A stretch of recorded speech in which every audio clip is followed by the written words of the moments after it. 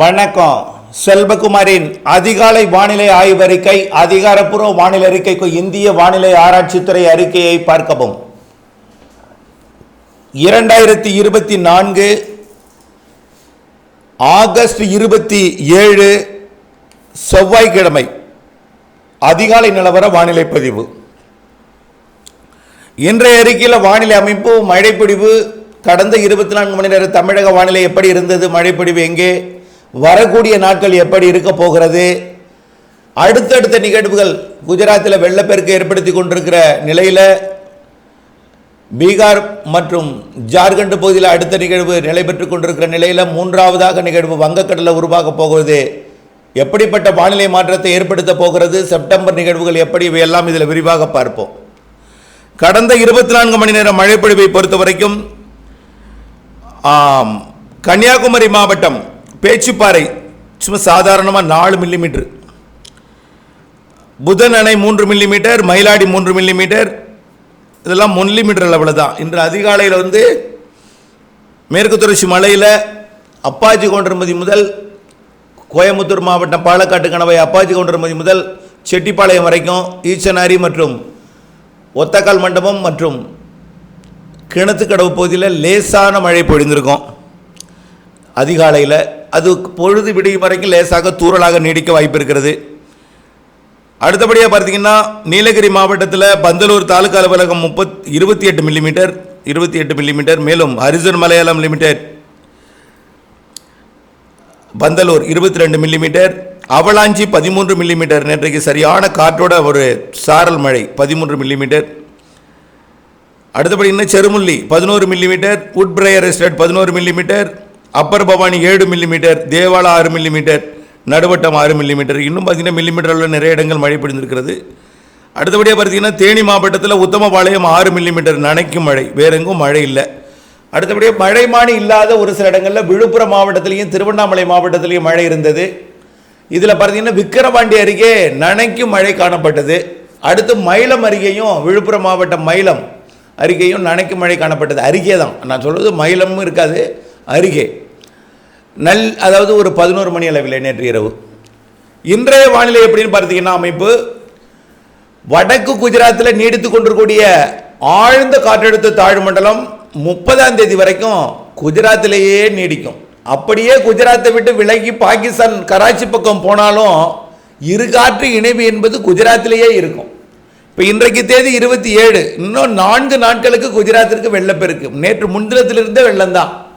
எப்போ குஜராத்தை நெருங்கியதோ அதிலிருந்து வெள்ளப்பெருக்கு ஏற்பட தொடங்கியது. குஜராத்தை விட்டு விலகினாலும் வெள்ளம் தொடரும். அதனால 30-31ஆம் தேதி வரைக்கும் குஜராத்திற்கு வெள்ளம் வாய்ப்பு கொஞ்சம் அபாய நிலையில் தான் இருக்குது வெள்ளம் குஜராத்தில்.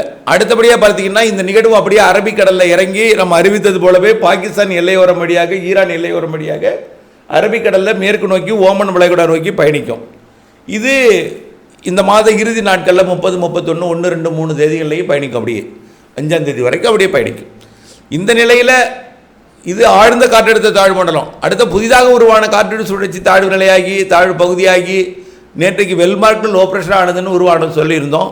அது தொடர்ந்து வெல் மார்க்டு லோ ப்ரெஷராகவே, அதாவது தீவிர காற்றழுத்த தாழ்வு பகுதியாக அது பீகார் மற்றும் ஜார்க்கண்ட் பகுதியில் நீடித்து கொண்டிருக்கு. இப்போ வட மாநிலங்களில் குஜராத்தில் ஒன்று, பீகார் ஜார்க்கண்ட் பகுதியில் ஒன்று. அடுத்ததாக உருவாக போகிறது 28ஆம் தேதி நாளை, 27ஆம் தேதி இன்றைக்கு பிற்பகலுக்கு மேலேயே அந்தமான் பகுதியில் காற்று சுழற்சி உருவாகி நாளை கடலோடு இணைந்த காற்று சுழற்சியாகி 29, 30 தேதிகளில் காற்றழுத்த தாழ்வு பகுதியாகி அது தீவிர காற்றழுத்த தாழ்வு பகுதியாகி டிப்ரெஷன் ஆகி காற்றழுத்த தாழ்வு மண்டலமாகி ஆழ்ந்த காற்றழுத்த தாழ்வு மண்டலம் வரைக்கும் தீவிரமடைந்து ஆந்திர பிரதேசத்தோட வடக்கு பகுதி வரைக்கும் வரும் என்று எதிர்பார்க்கப்படுகிறது. அதாவது ஒடிசா கரையோரமாக ஆந்திர பிரதேசத்தோட வடக்கு பகுதி முதல் ஒடிசா வரைக்கும் தீவிரமடைந்தாலும் அது கரை கடக்கும் பொழுது விசாகப்பட்டினம், ஸ்ரீகாகுளம் போன்ற பகுதிகளை ஒட்டி வந்து தான் அது கரை கடக்கும் என்று எதிர்பார்க்கப்படுகிறது. இதனால் வரக்கூடிய நாட்களில் வானிலை எப்படி இருக்குன்னு பார்த்தீங்கன்னா, இன்றைக்கு 27ஆம் தேதி நேற்றை விட இன்றைக்கு மாலை இரவு இடிமழை பொழிவு கூடுதலாகும்.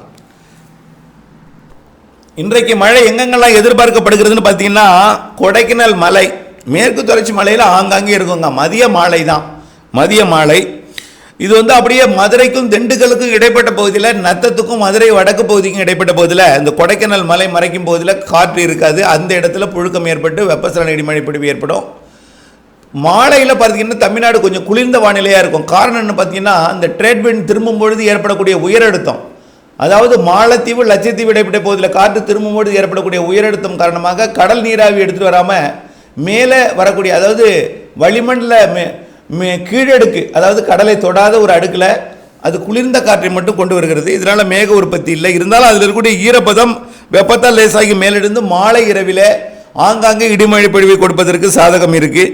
அதன் அடிப்படையில் இன்றைக்கு ஈரோடு மாவட்டம் வடக்கு பகுதி, கோயம்புத்தூர் மாவட்டம் வடக்கு ஓரம், நீலகிரி மாவட்டம், பவானி, அதாவது நீலகிரி மாவட்டத்தோட கூடலூர் பந்தலூர் தான் இது வரைக்கும் கொடுத்துச்சு. கொஞ்சம் கிழக்கு பகுதிக்கும், அதாவது கொடநாடு கோத்தகிரி பகுதிக்கும், அதே போல் ஈரோடு மாவட்ட வடக்கு பகுதிக்கும், அதே போல் சேலம் மாவட்டம் மேட்டூர், கொளத்தூர், பெண்ணாகரம், தருமபுரி மாவட்டம் மற்றும் கிருஷ்ணகிரி மாவட்டத்தோட கர்நாடக எல்லையோர பகுதிகள், அப்படியே கர்நாடகா எல்லையோர பகுதி முதல் ஊத்தங்கரை மற்றும் தேன்கனிக்கோட்டையிலேருந்து ஊத்தங்கரை வரைக்கும், இந்த பக்கம் தருமபுரி பார்த்தீங்கன்னா பெண்ணாகரம் ஒகேனக்கல்லேருந்து அரூர் பாப்பிரெட்டிப்பட்டி வரைக்கும் ஒரு சில இடங்களில் மழை இருக்கும். நல்லா புரிஞ்சுக்கிங்க, ஒரு சில இடங்களில்.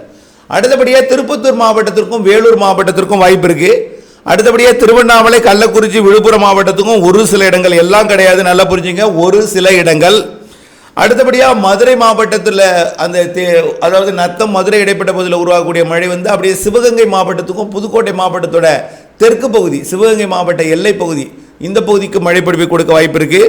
டெல்டா மாவட்டங்கள் வரைக்கும் கூட ஒரு சில இடங்களில் வாய்ப்பு இருக்குது.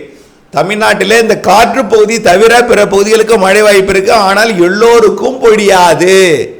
மாவட்டத்தில் ஓரிரு இடங்கள், அந்த சில மாவட்டங்களில் ஏதாவது ஒரு மூலையில் லேசாக பெய்து விட்டு போகும். மாலை இரவு நேரத்தில் காற்று பகுதியிலிருந்து எதுன்னா பொள்ளாச்சியோட நெகமத்திலேருந்து கோயம்புத்தூர் மாவட்டம் நெகமத்திலிருந்து காமநாயக்கம்பாளையத்திலிருந்து திருச்சி மாவட்டத்தோட மணப்பாறை வரைக்கும் உள்ள பகுதி காற்று பகுதி. இந்த இடத்துக்கு மட்டும் வாய்ப்பு இல்லை. ஆனால் திருச்சிக்கோ கரூருக்கோ வாய்ப்பு இருக்குது. கரூர்னா வடக்கு பகுதி, அதாவது காவிரி கரையோர பகுதி, திருச்சி மாவட்டம் அந்த வடக்கு பகுதி.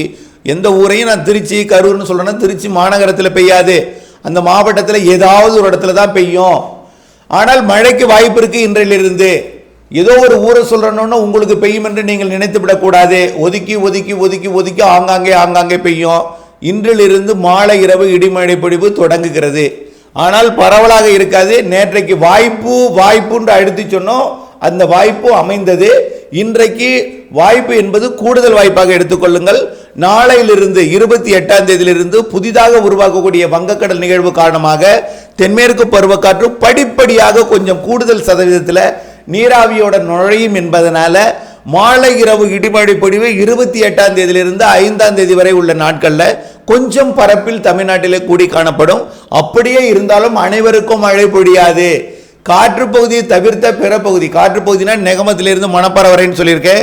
அதே போல் தென் மாவட்ட காற்று பகுதிங்கிறது கயத்தாறு, அப்படியே விளாத்திக்குளம் இந்த பகுதி, அப்படியே கடம்பூர் இந்த பகுதி. இன்றைக்கு அதிகாலை கூட திருநெல்வேலி மாவட்டத்தில் ஒரு சில இடங்களில் நனைக்கும் மழை இருந்தது.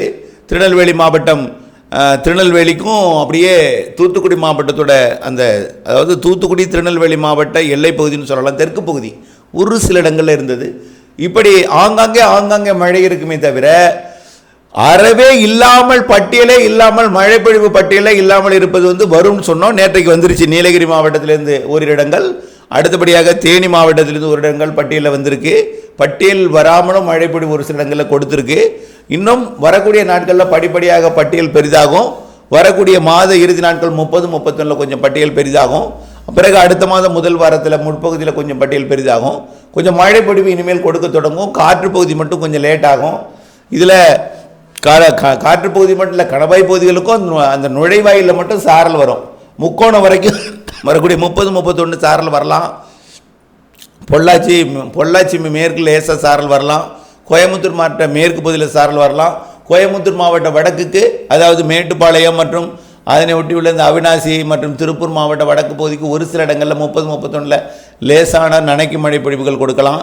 பெரிய மழை பொழிவு ஏதும் இல்லை, கனமழை பொழிவெல்லாம் இல்லை.